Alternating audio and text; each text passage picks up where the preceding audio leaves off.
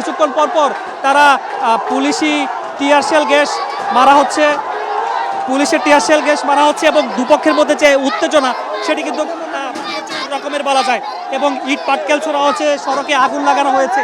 ফলে এই উত্তেজনা কিন্তু এখন পর্যন্ত চলমান রয়েছে। সবকিছু মিলিয়ে বলা যায় চট্টগ্রামের যে বাকলি এলাকায় সেটি এখন পর্যন্ত অনেক বেশি উত্তেজনা তৈরি করেছে। কয়েকদিন পর শিশুদেরকে টার্গেট করে যেভাবে হত্যা করা হচ্ছে ধর্ষণ করার পর, এ নিয়ে মানুষজন প্রচণ্ড রকমের ক্ষুব্ধ। তারা বলছেন যে পুলিশের ভূমিকা নিয়ে তারা প্রশ্ন করছেন। এর আগে যারা ধর্ষণ করেছেন অর্থাৎ ধর্ষণকারীদেরকে যেভাবে বিচার করা দরকার, প্রকাশ্যে দিবালোকে যে বিচার করা দরকার সেটি করা হয়নি। তারা দাবি করছেন, বলছিলেন যে দৃষ্টান্তমূলক শাস্তি না হলে যে সমস্ত মানুষজন শিশুদেরকে টার্গেট করে ধর্ষণ করা হয় তারা আসলে শুধরাবে না। ফলে তারা বলছেন যে দৃষ্টান্তমূলক শাস্তি যতক্ষণ না পর্যন্ত না হবে, প্রকাশ্যে দিবালোকে মানুষজন মনের মধ্যে তারা আসলে ভয় পাবে না। এবং এলাকার যারা স্থানীয় রয়েছেন, বিশেষ করে মায়েরা যারা রয়েছেন, মায়েরা বলছিলেন যে তারা তাদের সন্তানদেরকে নিয়ে প্রচুর উদ্বিগ্ন থাকেন, আতঙ্কে থাকেন যে এই সমাজে কিছুদিন পর যে ঘটনাগুলো ঘটছে নিশ্চয়ই সমাজ অবক্ষয়ের কারণে কিন্তু ঘটনাগুলো ঘটনা হচ্ছে একটি পক্ষ।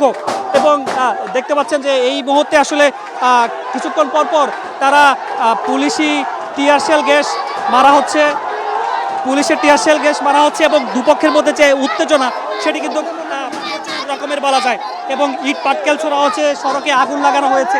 ফলে এই উত্তেজনা কিন্তু এখন পর্যন্ত চলমান রয়েছে। সবকিছু মিলিয়ে বলা যায় চট্টগ্রামের যে বাকলি এলাকায় সেটি এখন পর্যন্ত অনেক বেশি উত্তেজনা তৈরি করেছে এবং দুপক্ষের মধ্যে মুখোমুখি অবস্থান, মানুষজন বিক্ষোভে ফেটে পড়ছেন, বিক্ষোভ মিছিল করছেন।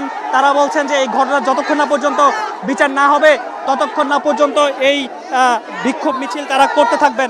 এবং সুতরাং আমরা বলতে পারি যে উত্তেজনা যে রয়েছে সেটি এখন পর্যন্ত প্রচুর, দুপক্ষ মুখোমুখি অবস্থান করছেন। ফলে এই যে বলা যায় সন্ধ্যার পর থেকে যে ঘটনা, বিকেলে ঘটনাটি হয়েছে এর 1 ঘন্টা পর যে মুখোমুখি অবস্থান সেটি কিন্তু এখন পর্যন্ত রয়েছে। বলা যায় যে এর বিচার দৃষ্টান্তমূলক অর্থাৎ প্রকাশ্যে দিবালোকে এর বিচার দাবি করছেন স্থানীয়রা এবং পুলিশ বলছে আইনি প্রক্রিয়া তাদেরকে বিচারের আওতায় নিয়ে আসতে হবে। ধর্ষণকারী যে করেছেন তার নাম আলামিন, তাকে এরই মধ্যে কিন্তু একটি ভবনে অবরুদ্ধ করা হয়েছে।